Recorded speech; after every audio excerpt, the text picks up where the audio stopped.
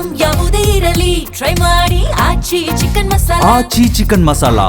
ನಮಸ್ಕಾರ, good morning. Dangal ವಿಶೇಷ ಚರ್ಚಾ ಕಾರ್ಯಕ್ರಮಕ್ಕೆ ಆತ್ಮೀಯ ಸ್ವಾಗತ. ನಾನು ಶ್ರುತಿ. ಹೈದರಾಬಾದ್ನಲ್ಲಿ ಪ್ರಧಾನಿ ನರೇಂದ್ರ ಮೋದಿ ಅವರು ಮೊದಲು ಪೆಟ್ರೋಲ್, ಡೀಸೆಲ್ ಮತ್ತು ಚಿನ್ನದ ವಿಚಾರಕ್ಕೆ ಸಂಬಂಧಪಟ್ಟಂತೆ ಒಂದು ಸಂದೇಶವನ್ನ ದೇಶವಾಸಿಗಳಿಗೆ ಕೊಟ್ಟರು.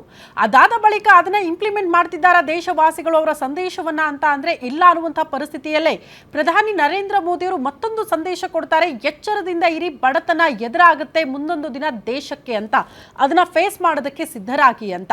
ಹಾಗಾದ್ರೆ ಭಾರತದ ಪರಿಸ್ಥಿತಿ ಏನಪ್ಪಾ? ಬಡತನ ಬರುತ್ತೆ ಅಂತ ಎಚ್ಚರಿಕೆ ಕೊಟ್ಟಿದ್ಯಾಕೆ? ಕೊಲ್ಲಿ ರಾಷ್ಟ್ರಗಳ ಮಧ್ಯದ ಯುದ್ಧ ಪ್ರಾರಂಭ ಆಗಿ ಸರಿಸುಮಾರು 3 ತಿಂಗಳಾದ್ರೂ ಕೂಡ ಇನ್ನೂ ನಿಲ್ಲೋ ಲಕ್ಷಣಗಳು ಮಾತ್ರ ಗೋಚರಿಸ್ತಾ ಇಲ್ಲ. ಇದರಿಂದ ಭಾರತ ಮತ್ತು ಹಲವು ರಾಷ್ಟ್ರಗಳಿಗೆ ಅತಿ ದೊಡ್ಡ ಸಮಸ್ಯೆ ಆಗ್ತಾ ಇದೆ. ತೈಲದ ವಿಚಾರಕ್ಕೆ ಸಂಬಂಧಪಟ್ಟಂತೆ, LPG ವಿಚಾರಕ್ಕೆ ಸಂಬಂಧಪಟ್ಟಂತೆ ಇದರಿಂದ ಮಿತವಾಗಿ ಬಳಕೆ ಮಾಡಿ ದೇಶದ ಆರ್ಥಿಕತೆಗೆ ಪೆಟ್ಟು ಬಿದ್ದಾಗ ದೇಶವಾಸಿಗಳು ಒಗ್ಗಟ್ಟಾಗಬೇಕು, ದೇಶದ ಜೊತೆಗೆ ನಿಂತ್ಕೊಳ್ಬೇಕು ಅಂತ ಕೊಟ್ಟಿರುವ ಸಂದೇಶವನ್ನ ಕೇರ್ಲೆಸ್ ಮಾಡಿದ್ರ ದೇಶವಾಸಿಗಳು. ಆ ಕಾರಣಕ್ಕೆ ಬಡತನದ ಪರಿಸ್ಥಿತಿ ಎದುರಾಗುತ್ತೆ ಅಂತ ಪ್ರಧಾನಿ ನರೇಂದ್ರ ಮೋದಿ ಅವರು ಹೇಳಿದ್ರ? ಈ ಪ್ರಶ್ನೆಗಳು ಸಾರ್ವಜನಿಕ ವಲಯದಲ್ಲಿ ಚರ್ಚೆ ಆಗ್ತಾ ಇರುವಂತಹ ವಿಚಾರ. ಹಾಗಾದ್ರೆ ನೀವು ಮಾಡಬೇಕಾಗಿರೋದೇನು? ಬಡತನ ಬರುತ್ತೆ ಅಂತ ಪ್ರಧಾನಿ ನರೇಂದ್ರ ಮೋದಿ ಅವರು ಹೇಳಿರೋ ಅರ್ಥ ಏನು? ಈಗಲೇ ಸಮಸ್ಯೆಗಳು ಬಂದಿದೆಯಾ? ದೇಶದ ಆರ್ಥಿಕ ವ್ಯವಸ್ಥೆ ಹೆಂಗಿದೆ?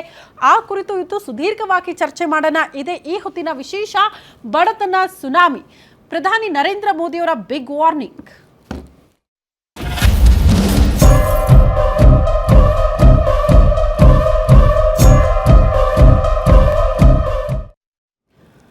ಕೋವಿಡ್ ಅಂತ ಸಂದರ್ಭದಲ್ಲೇ ಪ್ರಧಾನಿ ನರೇಂದ್ರ ಮೋದಿ ಅವರು ಇನ್ಫ್ಯಾಕ್ಟ್ ಕೇಂದ್ರ ಏನ್ ಹೇಳುತ್ತೋ ಆ ನಿಯಮಗಳನ್ನ ನಾವು ಫಾಲೋ ಮಾಡಿದ್ವಿ. ಕಾರಣ ಜೀವದ ಜೊತೆಗೆ ಜೀವನಾನು ಮುಖ್ಯ ಅನ್ನೋ ಕಾರಣಕ್ಕೆ.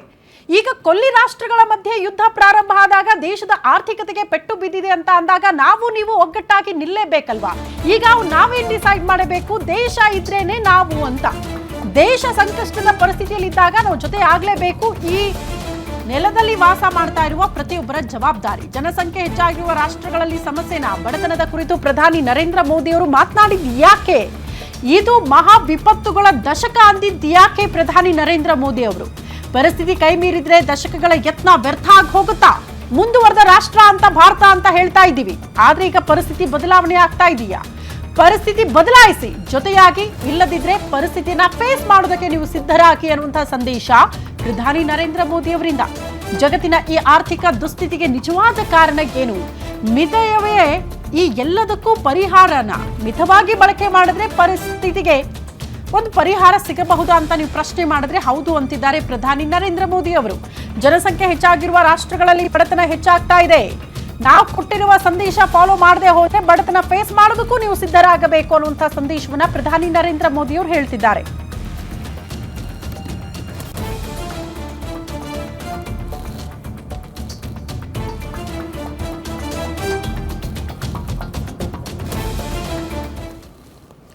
ಓಕೆ, ಇದ್ರ ಬಗ್ಗೆ ಸುದೀರ್ಘವಾಗಿ ಚರ್ಚೆ ಮಾಡೋದಕ್ಕೆ ನಮ್ಮ ಜೊತೆಗೆ ಗೆಸ್ಟ್ಗಳು ಕೂಡ ಜಾಯ್ನ್ ಆಗಿದ್ದಾರೆ. ಅವ್ರನ್ನ ವೆಲ್ಕಮ್ ಮಾಡ್ಕೊಳ್ಳೋಣ. ಸಾಮಾಜಿಕ ಹೋರಾಟಗಾರರು ಆದಂತಹ ಚಂದ್ರೇಗೌಡ ಸರ್ ಇದ್ದಾರೆ. ಸರ್ ನಮಸ್ತೆ, ಕಾರ್ಯಕ್ರಮಕ್ಕೆ ಆತ್ಮೀಯ ಸ್ವಾಗತ. ಅದೇ ರೀತಿ ಆರ್ಥಿಕ ವಿಶ್ಲೇಷಕರು ಆದಂತಹ ಶಿವಕುಮಾರ್ ಸರ್ ನಮ್ಮ ಜೊತೆಗಿದ್ದಾರೆ. ಸರ್ ನಮಸ್ತೆ, ಕಾರ್ಯಕ್ರಮಕ್ಕೆ ಆತ್ಮೀಯ ಸ್ವಾಗತ.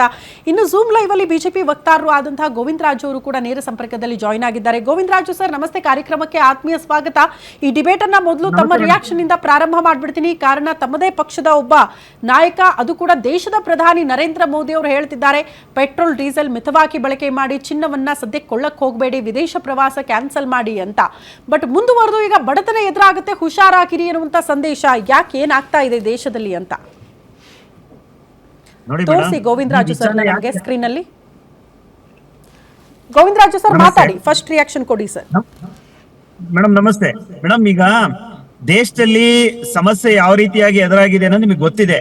ಯಾಕೆಂದ್ರೆ ಇಡೀ ಪ್ರಪಂಚಕ್ಕೆ ಒಂದು ಆಯಿಲ್ ಮತ್ತೆ ಪೆಟ್ರೋಲ್ ಎಲ್ಲಿ ಒಂದು ಮತ್ತೆ ಅನಿಲವನ್ನ ಸಪ್ಲೈ ಮಾಡುವಂತ ದೇಶಗಳ ಮಧ್ಯೆ ಎಲ್ಲ ಒಂದ್ ಕಡೆ ಯುದ್ಧ ನಡೀತಾ ಇರೋ ಸಂದರ್ಭದಲ್ಲಿ ಸಹಜವಾಗಿ ಈಗ ವ್ಯತ್ಯಯ ಆಗಿದೆ. ಆ ವ್ಯತ್ಯಯನ್ನ ನಾವು ಕಮ್ಮಿ ಬಳಕೆ ಮಾಡೋದ್ರಿಂದ ಒಂದು ಕಂಟ್ರೋಲ್ ತರಬಹುದು ಅಂತ ಹೇಳ್ಬಿಟ್ಟು ಮಾನ್ಯ ಮೋದಿ ಅವರು ಮನವಿ ಮಾಡಿದ್ದಾರೆ. ಅವ್ರೇನು ಆರ್ಡರ್ ಮಾಡಿಲ್ಲ, ಮನವಿ ಮಾಡಿರ್ತಕ್ಕಂಥದ್ದು. ಎಲ್ಲ ಒಂದ್ ಕಡೆ ಅದೊಂದ್ ಸ್ವಲ್ಪ ಕಡಿಮೆ ಬಳಸೋದ್ರಿಂದ ಉಳಿತಾಯ ಆಗ್ಬೋದು, ಮತ್ತೆ ಯಾವಾಗ ಯುದ್ಧ ನಿಲ್ಲುತ್ತೆ ಅಂತ ಯಾರಿಗೂ ಗೊತ್ತಿಲ್ಲ. ಈ ಒಂದು ವಿಚಾರ ಇಟ್ಕೊಂಡು ದೇಶದ ಜನತೆಗೆ ಮನವಿ ಮಾಡಿರೋದ್ರಿಂದ ಒಂದು ಕಡಿಮೆ ಬಳಸೋದ್ರಿಂದ ಒಂದು ಇನ್ನಷ್ಟು ಜನಕ್ಕೆ ಅನುಕೂಲ ಆಗ್ಬೋದು, ಇನ್ನಷ್ಟು ದಿನ ಅದು ಬಳಕೆ ಮಾಡಬಹುದು ಅನ್ನೋ ಒಂದು ವಿಚಾರ ಇಟ್ಕೊಂಡು ದೇಶದಕ್ಕೆ ಒಂದು ಸುಭದ್ರ ಒಂದು ಒಂದು ಹಿನ್ನೆಲೆ ಇಟ್ಕೊಂಡು ಇವತ್ತು ಮೋದಿ ಅವರು ಹೇಳಿರ್ತಕ್ಕಂಥದ್ದು.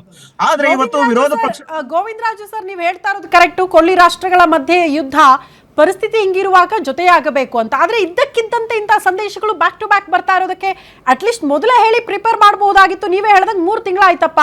ಆರಂಭಿಕ ಹಂತದಲ್ಲಿ ಕೇಂದ್ರ ಗೊತ್ತಿರ್ಲಿಲ್ವಾ ಇಂಥದ್ದೊಂದು ಪರಿಸ್ಥಿತಿ ಮುಂದೊಂದು ದಿನ ದೇಶಕ್ಕೆ ಬರುತ್ತೆ, ಈಗಲೇ ನಾವು ಅಲರ್ಟ್ ಮಾಡಬೇಕು ಜನರನ್ನ ಅಂತ. ಈಗ ಬೆಂಕಿ ಬಿದ್ದಾಗ ಬಾವಿ ತೋಡ್ತಾ ಇದೀವಿ ಅಂತ ಅಂದ್ರೆ ದೇಶಕ್ಕೆ ದೇಶವಾಸಿಗಳಿಗೆ ಅತಿ ದೊಡ್ಡ ಆತಂಕ ಅಲ್ವಾ ಇದು? ಖಂಡಿತ ಇಲ್ಲ ಮೇಡಮ್. ಸಮಸ್ಯೆ ಬಂದಿರೋದು ಯಾರಿಗೂ ಅರಿವಿಲ್ಲ. ಈ ತರ ಯುದ್ಧ ಆಗುತ್ತೆ ಅಂತ ಯಾರಿಗಾನ ಗೊತ್ತಿತ್ತ ಮೇಡಮ್? ಸೊ ಆ ಒಂದು ಹಿನ್ನೆಲೆಯಲ್ಲಿ ಇವತ್ತು ಆಗಿರ್ತಕ್ಕಂಥ ಯಾವ ಮಾರ್ಗದಲ್ಲಿ ನಾವು ಬಳಸಿದ್ರೆ ನಮ್ಗೆ ಜನರಿಗೆ ಅನುಕೂಲ ಆಗುತ್ತೆ, ದೇಶಕ್ಕೆ ಅನುಕೂಲ ಆಗುತ್ತೆ ಅಂತ ಒಂದು ಮಾನದಂಡ ಇಟ್ಕೊಂಡು ಮನವಿ ಮಾಡಿರ್ತಕ್ಕಂಥದ್ದು. ಈಗ ಎಲ್ಲವೂ ಮುನ್ಸೂಚನೆ ಮೊದ್ಲೇ ಗೊತ್ತಾಗಿದ್ರೆ ಇನ್ಸ್ಟೆಂಟ್ ಆಗಿ ಯಾವ್ದು ಮಾಡುವಂತದಲ್ವಲ್ಲ ಮೇಡಮ್ ಇದು. ಎಲ್ಲೋ ಈಗ ಪೆಟ್ರೋಲ್ ಬೇಕು ಅಂದ್ರೆ ಪೆಟ್ರೋಲ್ ನೆಲ್ಲೋ ಹೋಗ್ಬಿಟ್ಟು ಇಂಡಿಯಾದಲ್ಲಿ ತೋಡ್ಬಿಟ್ಟು ತಗೊಂಬರಕ್ ಆಗಂತ ಪರಿಸ್ಥಿತಿ ಇಲ್ಲ. ನಾವು ಎಲ್ಲವೂ ಕೂಡ ಆಯಿಲ್ ಏನು ಪೆಟ್ರೋಲಿಯಂ ಗ್ಯಾಸ್ ನ ನಾವು ಬೇರೆ ದೇಶದ ಮೇಲೆ ಡಿಪೆಂಡ್ ಇರೋದ್ರಿಂದ ಸೊ ಇದು ಎಲ್ಲವೂ ಒಂದು ಸಮಸ್ಯೆನ ಅಡ್ಜಸ್ಟ್ ಮಾಡ್ಕೊಂಡು ಜೊತೆಯಲ್ಲಿ ತಗೊಂಡು ಹೋಗ್ಬೇಕು ಎಲ್ರು ಅಂತ ಹೇಳ್ಬಿಟ್ಟು ಮನವಿ ಮಾಡಿರ್ತಕ್ಕಂಥದ್ದು. ಅಡ್ಜಸ್ಟ್ ಮಾಡ್ಕೊಳ್ತಾರೆ ದೇಶ ಅಂತ ಬಂದಾಗ ಎಲ್ಲರೂ ಕೂಡ ಸಿದ್ಧರಾಗ್ತಾರೆ. ಬಟ್ ಮೊದಲೇ ಪ್ರಿಪೇರ್ ಮಾಡಬೇಕಾಗಿತ್ತು ಅನ್ನೋದು ಕೆಲವರ ವಾದ ಇದೆ. ಅಟ್ಲೀಸ್ಟ್ ಮೊದಲೇ ಒಂದು ಸಂದೇಶ ಕೊಟ್ಟಿದ್ರೆ ಮೆಂಟಲಿ ಫಿಕ್ಸ್ ಆಗ್ತಾ ಇದ್ರು ಜನ. ದಿಢೀರಂತ ಘೋಷಣೆಗಳಿದೆಯಲ್ಲ ಆತಂಕ ಸೃಷ್ಟಿ ಮಾಡ್ತಾ ಇದೆ ದೇಶವಾಸಿಗಳಲ್ಲಿ ಅಂತ. ಎನಿವೆ ಗೋವಿಂದರಾಜು ಸರ್, ವಾಪಸ್ ಬರ್ತೀನಿ ರಿಯಾಕ್ಷನ್ ತಗೊಳ್ತೀನಿ. ಅದಕ್ಕೂ ಮುಂಚೆ